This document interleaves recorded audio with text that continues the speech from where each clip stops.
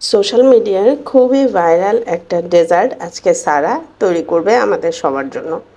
এই জন্য কিছু জিনিস লাগবে যেগুলো সে প্রথমেই রেডি করে নিয়েছে। তারপরে একটা বাটিতে কিছু মাফিনস কেক হাত দিয়ে ছোট ছোট করে ভেঙে ভালো করে বিছিয়ে দিতে হবে।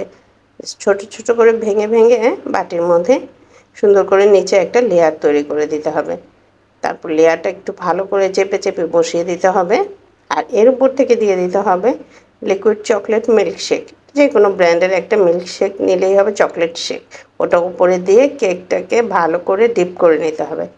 আর তার উপরে দিয়ে দিবে বেশ খানিকটা চকলেট আইসক্রিম দিয়ে একটা লেয়ার তৈরি করে নিতে হবে।